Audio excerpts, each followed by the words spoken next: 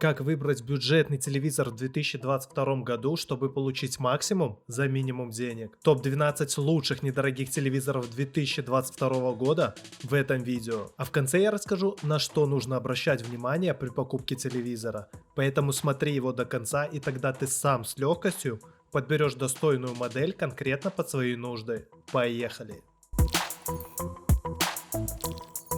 Открывает наш рейтинг лучших недорогих телевизоров компактный и бюджетный телевизор от корейского производителя. Это LG 32LM 570i, диагональ экрана которого 31,5 дюймов, а цена в районе $220. Еще он смарт, и благодаря чему вполне можно обойтись без антенны. Тем не менее, конструктивно предусматривается и приемник цифрового вещания, к тому же совершенно универсальный. Модель 2019 года с IPS-матрицей, и как следствие у нее нет проблем с обзорностью. Тип LED подсветки прямая Direct, оттого корпус слегка толстоват, зато явных засветов на экране меньше, а качество картинки достойное. Только, дабы его действительно оценить, крайне желательно отключить эко-режим. Основные плюсы: четырехъядерный процессор, поддержка технологии активной HDR, Wi-Fi в двух диапазонах, Bluetooth 5.0, 2 HDMI, поддержка сервисов LG каналы Plus, там их более 200, и наличие декодера звука DTS. Минусы: недостаток яркости и слабая контрастность, а также мало памяти. У телевизора три разновидности моделей в линейке. Диагональ экрана 31,5 дюймов, вторая имеет 3 разъема HDMI, 2 USB порта и поддержку RTX, а последний более доступная версия без Smart TV. А наш следующий телек хороший пример того, что функциональная простота вовсе не обязательно является серьезным недостатком. LG 32LK 519B за $200 вышел на рынок в 2018 году, и даже сейчас за свою цену это хороший вариант. Здесь нет Smart TV и не предусмотрено подключение к сети, зато и особых тормозов не наблюдается. А привлекательная цена для многих может являться гораздо более весомым аргументом в пользу покупки, чем наличие интернет-опций. К тому же, показывает телевизор довольно неплохо, и с приемом цифрового вещания все в полном порядке. Размер диагонали 32 дюйма, подсветка матрицы Direct LED, а для подключения внешних устройств предусмотрено 2 входа HDMI и 1 композитный. Воспроизведение мультимедийных файлов с флешки или жесткого диска доступно через USB разъем. И хорошо, что производитель исправил проблему более ранних моделей с тыловым расположением USB. Теперь порт находится сбоку. Соответственно, подключение флешки и HDD при настенном монтаже телевизора стало проще и удобнее. Звуковая система состоит из двух динамиков с суммарной выходной мощностью в 10 Вт. Основные плюсы: приятный дизайн, демократичный ценник, технология цвета Dynamic Color, объемное звучание и встроенные игры. Минусы: нет DTS декодера и только оптический аудиовыход, линейный для наушников, к сожалению, отсутствует. Не знаете, как провести вечер? Смотреть фильмы и сериалы без рекламы. 60 дней бесплатного доступа к Кинопоиску. Кинопоиск — это 1000 фильмов и сериалов на любой вкус, включая эксклюзивные. По коду, прикрепленному в описании, все новые пользователи получат бесплатный доступ к сервису на 60 дней. А также дополнительные бонусы от сервисов Яндекс. Яндекс.Музыка с доступом к 60 миллионов треков, Яндекс.Го подарит кэшбэк баллами до 10% за поездки в классах Комфорт, Комфорт Плюс и Ультима, от Яндекс.Афиша кэшбэк баллами до 10% за покупку билетов на мероприятия, а Яндекс.Маркет порадует кэшбэк баллами до 5% за покупку товаров со специальной отметкой на маркете. Переходите по ссылке в описании и забирайте бесплатный доступ на 60 дней. Право продолжить рейтинг в категории небольших, недорогих телевизоров предоставляется симпатичной и достаточно функциональной модели от известного китайского бренда TSL L32S6500 с диагональю 32 дюйма и ценой в $180. Продолжает этот рейтинг. Тип установленной матрицы VA, подсветка Direct LED, частота обновления, понятное дело, 60 Гц. Качество картинки на очень приличном для данного класса устройств уровне. Только надо понимать, что заводские настройки здесь средние. Более оптимальных можно добиться, поработав ручками с PDU. В В телевизоре поддерживается даже HDR, хотя, конечно, весьма условно, учитывая невысокое разрешение, 8-битность матрицы и не особо высокие значения яркости и статической контрастности. Аппарат является умным благодаря смарт-платформе на Android. Причем не какой-нибудь бородатой версии, а довольно свежей. Крутой производительности ожидать не стоит, однако заточенные на телевизор функции YouTube работает очень даже исправно. Основные плюсы здесь следующие. Цифровое шумоподавление, технология микродимминг, тюнер для всех типов вещания, 3 разъема HDMI, 1 USB, аудио по оптике, гнездо под наушники и Bluetooth. Минусы: не поддерживается диапазон Wi-Fi 5 и не самый мощный звук. У телевизора несколько моделей в линейке с разными размерами матрицы. Диагональ экрана 32 дюйма, диагональ экрана в 40 дюймов и диагональ экрана 43 дюйма. И прежде чем мы перейдем к следующей модели, а это телевизор моего любимого бренда, обязательно подпишись на канал и поставь лайк, так я смогу делать для тебя больше интересных и полезных видео. При всем неоднозначном отношении к телевизорам Xiaomi, они остаются невероятно популярными. Чему удивляться? Недорогие, умные, современные, стильные внешне, а с некоторых пор и полностью адаптированные к российским условиям, Xiaomi Mi TV 4A 32T2 с диагональю 31,5 дюймов и ценой в 175 баксов продолжает наш топ. Матрица у него IPS, LED-подсветка Direct, обзорность нормальная. Если кто-то утверждает обратное, то у него скорее всего глобальная китайская версия с VA-панелью. Телевизионный цифровой сигнал принимается в эфирном и кабельном форматах. А в целом телевизор большой Android планшет. Ось подвергалась фирменной адаптации, но в целом интерфейс классический, легко настраиваемый, расширяемый либо через Google Play, либо с помощью флешки и менеджера файлов.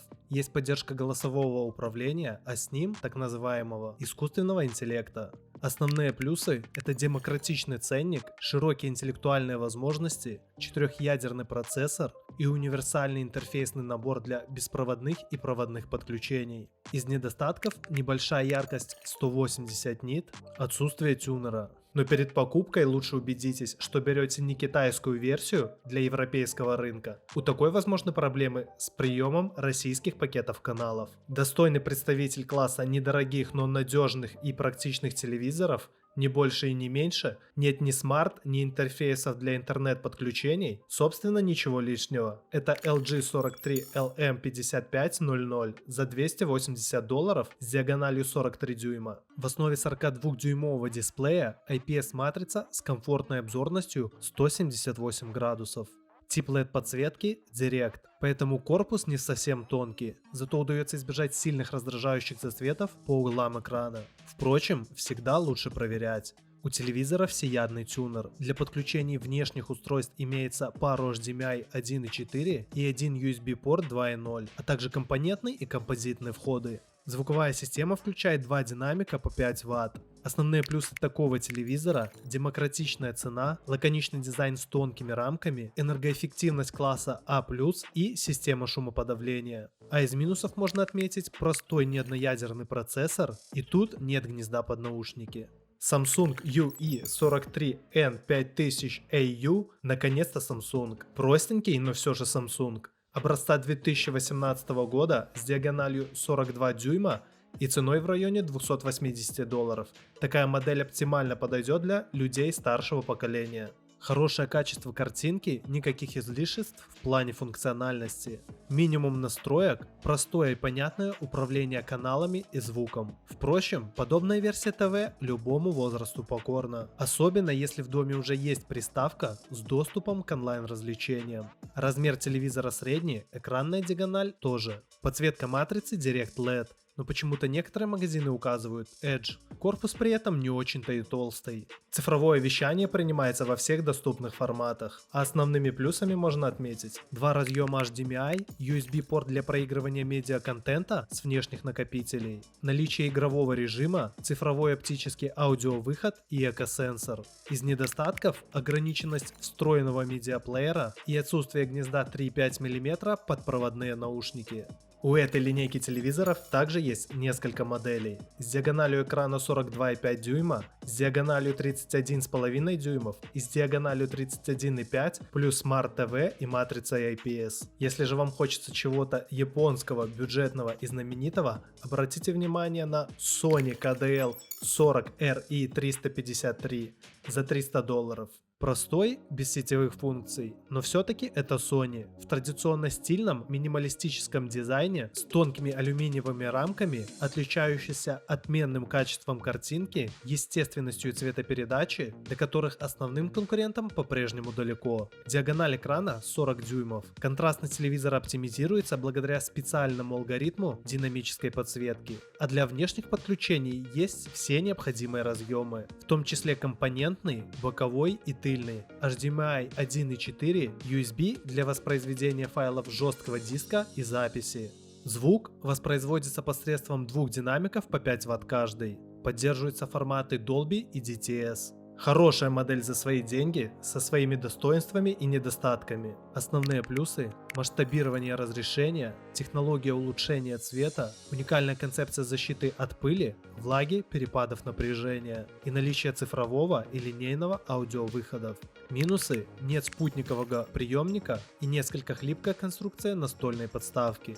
LED-телевизор Supra CTV LC40LT0075F, как никакой другой, соответствует выражению недорого и сердито. Цена на данную модель всего $160. И пусть функциональность телека относительно проста, здесь не предусмотрено сетевых подключений и умных приложений, зато картинка на экране яркая, четкая и контрастная, а поддерживаемое разрешение Full HD позволяет просматривать телевизионные трансляции или видео из собственной коллекции в хорошем качестве. Для приема цифрового эфирного и кабельного вещания имеется тюнер. Воспроизведение контента с внешних источников доступно по интерфейсу HDMI 3 разъема, либо встроенным медиаплеером USB, тут их 2. Последний легко читает большинство форматов аудио и видео, в том числе H265. Мощный и реалистичный звук доступен благодаря двум 8-ваттным фронтальным динамикам. Есть стереотюнер.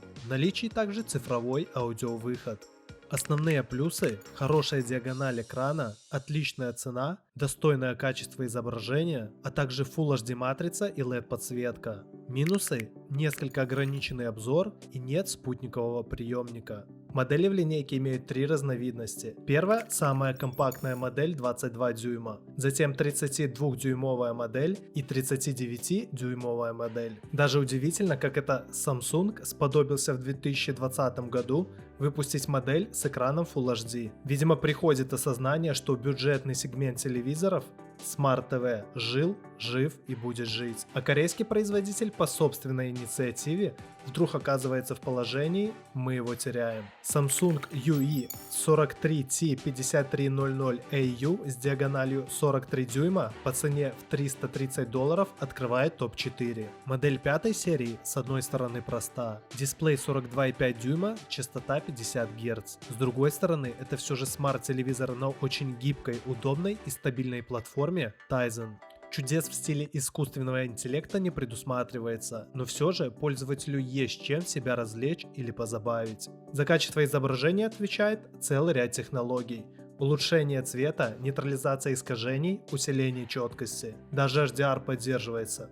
Только это скорее дань моде без ощутимых преимуществ. Основные плюсы – качество картинки, полный тюнер для приема цифрового эфирного кабельного спутникового телесигнала, встроенный адаптер беспроводного Wi-Fi, проводные интерфейсы, оптический аудиовыход, мощность динамиков 20 Вт. Минусы тоже, конечно, есть. Тут нет голосового управления, а встроенный плеер привычно не читает многие популярные форматы. Две модели в линейке на 43 и 32 дюйма. Дальше в топе 3 совсем неплохие модели, а после я расскажу, как действительно сделать правильный выбор при покупке телевизора. А пока подпишись и поставь лайк, если еще не сделал этого. На фоне других номинантов категории следующий телевизор не такой уж и бюджетный, но согласно иерархии Sony, KDL43 VG665 самый что ни на есть бюджетный. Диагональ телека 42,8 дюйма, а цена $400. Его дисплей базируется на Full HD IPS матрице. Подсветка прямая LED. Уровень картинки на порядок выше, чем у вышестоящих конкурентов, чему явно способствует фирменная технология оптимизации изображения. Одна беда, телевизор как бы смарт, но по факту довольно условно. Linux совсем не Android. Приложений и онлайн-кинотеатров раз-два и обчелся. Расширение их количества тут не предусмотрено. Впрочем, есть YouTube и доступная связь по Wi-Fi.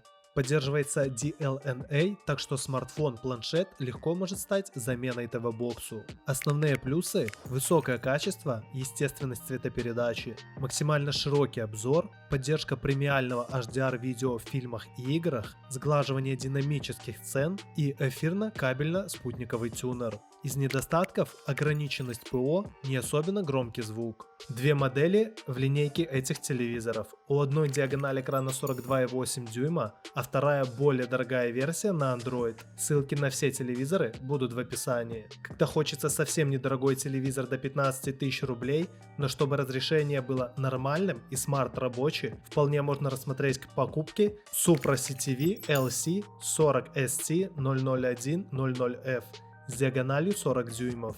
Естественно, это никакой не японец, а типичный бюджетный китаец российской сборки. Происхождение комплектующих производителям скромно умалчиваются, но откуда те поставляются, понять несложно. Так или иначе, стоит отметить вполне себе сносное качество изображения. Поддерживаемые 40-дюймовым экраном разрешением Full HD, яркостью 250 нит, а динамическая контрастность заявлена как 100 тысяч к 1. Заявленные углы обзора 175 градусов. Интеллектуальная сторона телевизора базируется на оси Android 7.0. Версия не самая свежая, но вполне работоспособная и многозадачная.